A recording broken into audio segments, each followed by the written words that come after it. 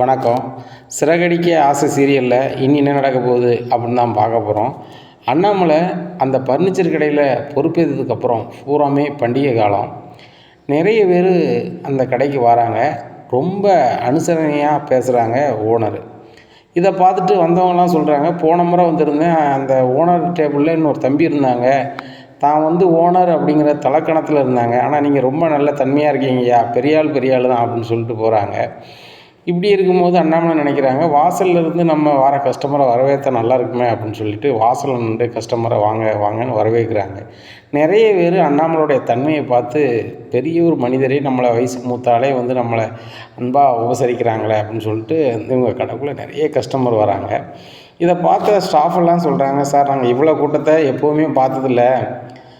Manoj sir கடை நடத்துவார், மற்றபடி வாசல்லேருந்து எந்த கஸ்டமரையும் வாங்கன்னு கூப்பிட மாட்டார், சிரிக்க கூட மாட்டார், பணம் ₹1 கூட குறைக்க மாட்டார். நீங்கள் முடிஞ்சளவு எங்களால் எப்படி பண்ண முடியுமோ குறைச்சி தரேன் அப்படின்னு சொல்கிறீங்க, இதுதான் பெரிய விஷயமா இருக்குது சார் அப்படிங்கிறாங்க. தம்பிங்க பாருங்கள், குறைந்த லாபத்தை வச்சு அதிக விற்பனையை வச்சு அதே லாபத்தை நம்ம எடுத்துக்க வேண்டியதானே. நம்மளுக்கு நிறைய பணம் தான் வேணும்னு சொல்லி மக்களை கஷ்டப்படுத்தக்கூடாது, மக்களுக்கு நம்ம ஒரு சேவை செய்கிற மாதிரி இருக்கணும் அப்படிங்கிறாங்க. அதுவும் சரிதான் சார் அப்படிங்கிறாங்க. ஏகப்பட்ட வியாபாரம் ஆகுது. தொடர்ச்சியாக ஒரு 10 நாளாக வியாபாரம் பார்க்குறாங்க அண்ணாமலை. ரொம்ப சந்தோஷமாக இருக்குது அவருக்கு. அவருடைய வாழ்க்கையிலே அதிகபட்ச வருமானத்தை அதில் பார்க்குறாரு. பார்த்துட்டு அப்போ தான் யோசிக்கிறாரு, நம்ம 3 பசங்களையும் நம்ம வீட்டுக்காரி ஒன்றா வச்சே பார்க்குறதில்ல.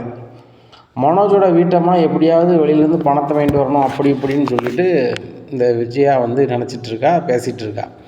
மனோஜோட பொண்டாட்டி பணம் வாங்கிட்டு வரலை. இந்த 27 லட்ச ரூபாயை தாராங்க, கடையை மீட்கலை.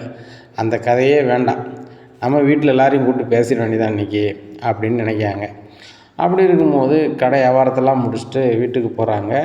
விஜயா, இதில் இவ்வளோ பணம் இருக்குது, பீரோவில் வை அப்படிங்கிறாங்க. ஏங்க இவ்வளோ பணம் நீங்கள் தந்து வாங்கினதே இல்லை அப்படிங்கிறாங்க. விஜயா, நான் மாத சம்பளக்காரனாக இருந்தேன், என்கிட்ட பணம் பெரிய அளவில் எதுவும் கிடையாது. இப்போ முத்தோட அறிவுறுத்தலின் பேரில் நான் இன்றைக்கி அந்த பர்னிச்சர் கடைக்கு ஓனராக இருக்கேன். ஓனரான பிறகு தான் தெரியுது அந்த கடையில் நல்ல வருமானம் வருது. நம்மக்கிட்ட வேலை பார்க்கக்கூடிய பணியாளர்களை ஒழுங்காக நடத்தினா அவங்க நல்லாவே நம்மளுக்கு லாபம் சம்பாதிச்சு தருவாங்கன்னு புரியுது. இதை ஏன் மனோஜ் பண்ணலை அப்படின்னு யோசிக்க தோணுது. அதுபோக மனோஜ்கிட்ட நம்ம கொடுத்தா கண்டிப்பாக அது லாபம்னா கூட அந்த கடை வராது. இது மட்டும் எனக்கு நல்லாவே தெரியுது. ஏன்னா வாரவங்க, அங்கே வேலை பார்க்குறவங்க, சுற்றி இருக்கிறவங்க, அக்கம் பக்கத்து கடைக்காரர்கள் இப்போ எல்லாருமே என்ன சொல்கிறாங்கனாக்க, மனோஜ் தலக்கணத்தில் ஆந்துறாரு, தான் பெரிய ஓனருங்கிற கர்வத்தில் இருக்கிறாரு, அப்படிப்பட்ட மனுஷனுக்கெல்லாம் கண்டிப்பாக வியாபாரம் ஆகாது, இவ்வளோ காலம் அவர் ஓடினதே பெருசு அப்படின்னு நிறைய பேர் சொல்கிறாங்க. தகுந்த நேரத்தில் ஓனர் மாறினது கொஞ்சம் நல்லதாக இருக்குது. விஜயா, நான் விடிய காலம் எல்லார்ட்டையும் நான் கலந்து பேசணும் அப்படிங்கிறாங்க. ஏங்க, நான் உங்கள் பொண்டாட்டி, எதனாலும் என்கிட்ட ஃபஸ்ட்டு சொல்லுங்கள் அப்படிங்கிறாங்க. இங்கே பார் விஜயா, எனக்கு பொண்டாட்டியாக இருந்தாலும் இந்த வீட்டில் நீனும் ஒரு ஆள், எல்லாரையும் கூப்பிடு, அப்போ நம்ம கலந்துப்போம், அதான் சரியாக வரும், அது ஒரு சரியான ஒரு பேச்சாக இருக்கும் அப்படிங்கிறாங்க. காலையிலே விடிஞ்சோடனே விஜயா எல்லா ரூமுக்கும் போகிறாங்க. டேய் எல்லோரும் வெளில அப்படிங்கிறாங்க. 2 பேரும் வெளியே வராங்க, ரவியும் மனோஜும். இங்கே முத்து காலில் தானே கட்டில் அவர் எந்திரிச்சு உட்காந்துருக்கிறாரு.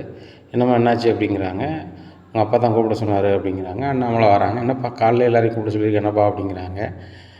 முத்து, நீ என்ன ஒரு பர்னிச்சர் கடைக்கு ஓனராக இருக்க, அந்த பர்னிச்சர் கடையை மனோஜ் நடத்திக்கிட்டு இருக்க வரைக்கும் லாபம் இல்லை, வருமானம் இல்லை அப்படின்னே சொல்லிக்கிட்டு இருந்தேன். நான் இந்த கடைக்கு பொறுப்பேற்று கொஞ்ச நாள் தான் ஆச்சு. இந்த கொஞ்ச நாள்லேயே நல்லாவே ஓடுது, அதுவும் பண்டிகை காலமாகவும் இருக்குது. பண்டிகை காலமே இல்லாட்டிலுமே கூட ஆவரேஜாக அது வியாபாரம் ஆகக்கூடிய மெயின் ரோட்டில் இருக்குது, நல்ல வியாபாரம் ஆகக்கூடிய ஒரு கடை தான். கிட்டத்தட்ட 40 ஆண்டு காலம் அதில் கடை இருந்திருக்கு. வார கஸ்டமர்கிட்ட அன்பும் ஆதரவோட அவங்களுக்கு நம்ம எவ்வளோத்துக்குள்ளே ஒரு அன்பாக அனுசரணையாக குறைச்சி விலையை கொடுக்க முடியுமோ கொடுத்தோம்னா கண்டிப்பாக அதிக வியாபாரம் ஆகுது. அதுபோக நம்மக்கிட்ட வேலை பார்க்கக்கூடிய பணியாளரை நம்ம நல்லா நடத்தணும் அப்படின்னா அவங்க நம்ம மேம்படணுங்கிறதுக்காக என்னமோ உழைப்பை காட்டுறாங்க. அதை மனோஜ் காட்ட தவறிட்டான்னு தான் நான் சொல்லணும். ஏன்னா பண்டிகை காலமாக இருந்தாலும் சரி தான், பண்டிகை இல்லாட்டினாலும் சரி தான், அந்த தெருவில் நல்லாவே கூட்டம் இருக்குது, 4 ஜனம் கூடக்கூடிய ஒரு சந்தியாக இருக்குது. இப்படி இருக்கும்போது அவன் தவறுனதுனால தான் இப்படி ஆயிடுச்சு. எதுக்கு உங்களை 3 பேரையும் கூப்பிட்டு நான் இதை சொல்கிறேன் அப்படின்னா, அந்த கடையில் வியாபாரத்தை பெருக்கணும்னா கண்டிப்பாக வார ஜனத்தை நம்ம உபசரிக்கணும். அதாவது பொருள் வாங்க வரக்கூடிய ஆட்களை பார்த்தீங்கன்னா ஏழை எளிய ஆட்கள் தான் நிறைய பேர் வருவாங்க. பணக்காரங்க ஒருத்தவங்க 2 பேர் வருவாங்க. சரியா? உலகத்தில் வந்து அப்படி தான் வேறுபாடு இருக்குது. அப்போது அதில் வந்து நம்ம எல்லாருக்கும் சமமாக பார்த்துக்கிட்டு எல்லாருக்கும் வந்து அன்பு உபசரிப்பில் இருந்தோம்னா கண்டிப்பாக வந்து எல்லா கஸ்டமரும் எல்லா தரப்பட்ட மக்களும் வருவாங்க. கஷ்டப்பட்டு நம்ம விலையை குறைக்கும் போது கஷ்டப்பட்டவங்களும் கூட 2 பொருள் தேவைக்கான பொருளை வாங்க முடியும். அதனால் எல்லார்ட்டையும் அன்பாக நடந்துக்கிடணும், வாரவங்கள உபசரிக்கணும் அப்படி இப்படின்னு பேசும்போது முத்து சொல்கிறாங்க, அப்பா கடை ஓனர் நீங்கள், நான் சாதாரண டிரைவர்ப்பா, எனக்கு 2 காரு இருக்குது. மனோஜ் ரவி பார்த்துட்டிங்கன்னா ரெஸ்டாரண்ட் வச்சுருக்கான். இப்போ மனோஜ் வேலை தேடி அங்கேயும் அலைகிறான்ப்பா, இப்போ நீ தானப்பா கடை ஓனரு அப்படிங்கிறாங்க. டேய் அப்படி இல்லை, என் 3 பசங்களையுமே அந்த கடைக்கு நான் பார்ட்னராக போகிறேன். ஏன்னா இந்த வீட்டில் உங்கள் அம்மா விஜயா வந்து 3 பேரையும் ஒன்றா பார்க்குறதே இல்லை. மூத்தவன் நிறைய படிச்சிருக்கான், அவன் பெரிய பணக்கார பிள்ளையை கட்டியிருக்கான், அது சுத்த இது சுத்த அப்படின்னு ஒரு சூழலை கொண்டு வரான். இது இந்த குடும்பத்துக்கு நல்லதில்லை. அதனால தான் நான் ஒரு முடிவு எடுத்திருக்கேன். இந்த கடைக்கு நீங்கள் 3 பேரும் பார்ட்னர். என்ன, நான் அந்த கடையோட மேனேஜர். இதில் வரக்கூடிய லாபத்தில் உங்கள் 3 பேருக்குமே பங்கு. நீங்கள் 3 பேர் தான் ஓனர். அதை மட்டும் மனதில் வச்சுக்கோங்க. என் காலத்து வரைக்கும் நான் மேனேஜராக இருந்து அந்த கடையை நடத்துவேன். எதுக்கு இதெல்லாம் சுற்றி இருக்கிற சூழலெல்லாம் நான் எதுக்கு சொன்னேன் அப்படின்னு சொன்னால், கஸ்டமரை நம்ம வந்து பேணிக்கிட்டோன்னா கண்டிப்பாக நம்மளுக்கு அதிக வியாபாரம் நடக்கும். அதை நம்ம புரிஞ்சுக்கிடாமல் எந்த தொழிலையும் பண்ணால் ஜெயிக்க முடியாது. அதுபோக தொழில் பண்ணுறவங்க எல்லாருமே தொழிலாளிங்கிற நினப்பு வரணும். முதலாளிங்கிற நினப்பு வந்தால் நம்மளுக்கு ஆணவம் வந்துடும் ஆட்டோமேட்டிக்காக. அப்போ வியாபாரம் ஆகாது. நான் பெரிய ஆள் நீ பெரிய ஆளுங்கிற வேறுபாடு இருக்கக்கூடாது. அதுபோக நம்மளுக்கு என்ன தேவையோ அது இன்னொருத்தருக்கும் தேவைப்படும். இப்போ சின்ன எடுத்துக்காட்டுக்கு கொஞ்ச நேரம் நிற்கிறோம், கால் வலிக்குது அப்படின்னு சொன்னால் உட்காருவோம். இதே மாதிரி தான் நம்மக்கிட்ட வேலை பார்க்குறவங்களுக்கும் அவங்களும் எவ்வளோ நேரம் நின்று வேலை செய்வாங்க, ஆள் இல்லாத போது உட்காரணும்னு நினைப்பாங்க. அப்பவும் இல்லை நீ உட்காரக்கூடாது, நின்று தான் வேலை செய்யணும் அப்படின்னா அது ஏற்புடையதில்லை.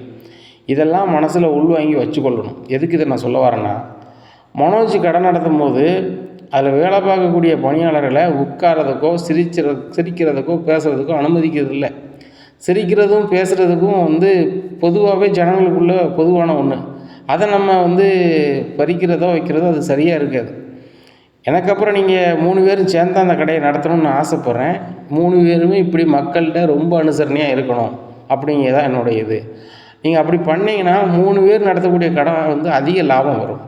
ஒரு ஆள் கல்லால் இருக்கலாம், ஒரு ஆள் வந்து வாரவங்கள உபசரிக்கலாம், இன்னொரு ஆள் வார கஸ்டமரை வந்து அவங்க சொல்கிற அட்ரஸுக்கு விட்டுட்டு வரலாம்.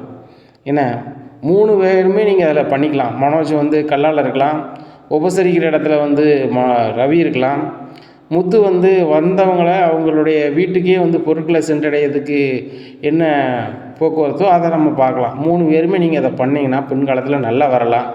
நீங்கள் 3 பேருமே ஒன்போல உயரலாம். இந்த வீட்டில் 3 பிள்ளைகள் ஒன்று அப்படிங்கிற மனநிலையும் உங்கள் அம்மாவுக்கும் வரும், இந்த குடும்பத்துக்கும் வரும். அதுதான் என்னுடைய ஆசை அப்படிங்கிறாங்கப்பா. உண்மையிலும் யோசனை பயங்கரமாக இருக்குப்பா, ஆனால் இப்போதைக்கு நீனே ஓனராக இருப்பா அப்படிங்கிறாங்க. டேய் முத்து, நீங்கள் 3 பேர் தான் அந்த கடையை நடத்தணும். அப்பாவுக்கு வயசு ஆகிப்போச்சு. என்ன, அப்பா வந்து உங்களுக்கு வந்து சப்போர்ட்டாக இருப்பேன். இப்போ இன்றைக்கி அப்பாவுக்கு தெம்பு இருக்குது, இன்னொரு 5 வருஷமாக 10 வருஷமாக அப்பாவுக்கு தெம்பு இருக்குது. அப்பா உழைச்சி உங்களுக்கு நான் கொடுப்பேன் அப்படிங்கிறேன். அப்பா நீ உனக்கு உழைச்சி உன் அக்கௌண்ட்டில் போடுப்பா அப்படிங்கிறேன். டேய், நான் சர்க்காரில் வேலை பார்த்ததுக்கு எனக்கு பென்ஷன் தராங்க. என்ன, புதன்கிழமை நான் ஒரு ஸ்கூலில் போய் வேலை பார்க்கேன், அதுலேயும் 15,000 ரூபா சம்பளம் தராங்க. என்ன, அதுவே 2மே போதுமானது. எனக்கு அப்புறம் விஜயாவுக்கு பென்ஷன் வரும், அது ஒன்றும் பிரச்சனை கிடையாது. இப்போ நீங்கள் 3 பேரும் ஒன்றா உயரணும், எந்த வேற்றுத்தாழ்வும் இல்லாமல் ஒன்றா இருக்கணும் அப்படின்னா எனக்கு இது கட்டாயம் இது தேவைப்படுது. ஏன் இப்படி தான் அப்படி பண்ணால் தான் சரியாக வரும். இப்போ முத்து படிக்கலை, ரவி பரவாயில்லாமல் படிச்சிருக்கான், மனோஜ் கனமாக படிச்சிருக்கான், நிறைய படிச்சிருக்கான் அப்படின்னு அவங்க அம்மா பேசுவான். பெரிய பணக்காரியை கட்டியிருக்கான், சுருதி பணக்காரியை ரவி கட்டியிருக்கான், ஆனால் ஏழை வீட்டு பிள்ளையை தான் கட்டியிருக்கான் அந்த முத்து, முத்தும் கஷ்டப்பட்டு தான் அப்படின்னு அவன் கீழே வந்துடக்கூடாது. எல்லோரும் ஒன்போல் ஒரே மாதிரி இருக்கணும்னா இந்த கடையில் 3 பேரையும் பார்ட்னராக தான் சரி அப்படிங்கிறாங்க. அது எப்படிப்பா சரியாக வரும் அப்படிங்கிறாரு மனோஜ். அதானே மனோஜ் மூச்சு விடாமல் இருக்கானே அப்படின்னு சொல்லி ரவி சொல்கிறாரு. உடனே என்னடா என்னாச்சு அப்படிங்க. இல்லைப்பா, அந்த கடை நான் ஆசையாக வச்சது, அதெல்லாம் சரி வராதுப்பா, அந்த கடைக்கு நான் தான் ஓனரு. ரவியும் முத்தையும் அந்த கடைக்கு ஓனராக்க நான் அனுமதிக்கவே மாட்டேன் அப்படிங்கிறாங்க. இதை கேட்ட முத்து சொல்கிறாரு, அப்பா தான் அதுக்கு பஞ்சாயத்தாரர். என்ன, அப்பா பஞ்சாயத்து பண்ணி முடிச்சிட்டாரு, அதோட சீன் முடிஞ்சது. நாட்டாமல் பேசுனதுக்கப்புறம் மறுபேச்சு உண்டா? கிடையாது அப்படிங்கிறாங்க. பலகுரல் கை தட்டுறாங்க, மீனாவும் கை தட்டுறாங்க. இதோட முடிஞ்சு போச்சு. சரிதானா? 3 பேர் ஓனரு. அப்பா காலத்துக்கு அப்பா தான் ஓனரு. என்ன, அதுக்கப்புறம் பார்ட்னரு. முடிஞ்சு போச்சா? ஏன்னா அப்பா தொகையால் உருவானது. என்ன, இல்லை 27 லட்ச ரூபா உனக்கு தந்துட்டு கடை வாங்கிக்கிடுதேன் அப்படின்னு சொன்னால் நீ வேறு கடை எங்கேயாவது வேறு மூலையில் வச்சுக்க. ஏன்னா இது பொதுன்னு அப்பா பேசின பிறகு, அப்பா நிர்வாகம் பண்ண பிறகு இது நம்ம குடும்ப சொத்தாயிருது, அப்பாவோட நினைவாயிருது. இதை ஒரு ஆள் பயன்படுத்துறது வைக்கிறது நல்லா இருக்காது, என்னை பொறுத்த மட்டும். அதுபோக வேற ஆள்கிட்ட கொடுத்தாலும் நல்லா இருக்காது. நீ ஏனா தானு தொழில் பண்ணதுனால தான் உனக்கு வியாபாரம் ஆகலை. அப்பா கடன் நடத்த ஆரம்பித்து 2 வாரம் கூட ஆகலை. அதுலேயே அப்பாவுக்கு இந்த வியாபாரத்தினுடைய சூழ்நிலை எல்லாமே நல்லாவே தெரியுது. லாப நோக்கத்தோடு செயல்படுது அந்த கடை. இதை நீ முன்னாடியே செஞ்சுருந்தேன்னா கண்டிப்பாக நீ நல்லா வந்திருப்ப. இப்போ இன்றைக்கி 30 லட்ச ரூபா நான் கொடுத்து ஏமாந்துட்டேன், அதை கடன் வாங்கி தான் கொடுத்தேன் அப்படின்னு நீ சொல்லக்கூடிய சூழல் வராது. என்ன, உண்மையும் உழைப்பையும் காட்டினா முன்னேற முடியும் அப்படிங்கிறது அப்பா ஒரு எடுத்துக்காட்டாக நம்மகிட்ட சொல்லிட்டாங்க.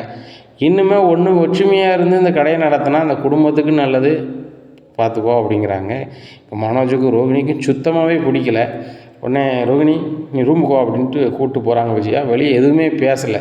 அண்ணாமலைக்கு ஏற்று பேசினா நல்லா இருக்காது அப்படிங்கிறது மனநிலையில். அப்போ சொல்கிறாங்க, இங்கே பாரு ரோகிணி, இனிமேல் நீ பொறுத்துக்கிட்டு இருந்தால் சரி வராது. உங்கள் மாமா ஃபோன் நம்பரை ஏன்ட்ட கொண்டா, நான் பேசுகிறேன். டேய் மனோஜ், உன்ட்டெல்லாம் வெளியில் போகிறதுக்கு என்னென்ன டாக்குமெண்ட் வச்சுருக்கோ அதை வச்சுருக்கலாம் அப்படிங்கிறேன். எல்லாமே வச்சுருக்கேன் அப்படிங்கிறாங்க.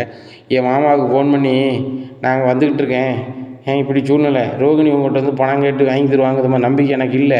இப்போ என் சொத்து ஒரு இடத்துல லாக்கில் இருக்குது, என் கடை, அதை மீட்கணும். எனக்கு உடனடியாக 27 லட்ச ரூபா தாங்கன்னு இப்போ கேள்வியில் மனோஜ்.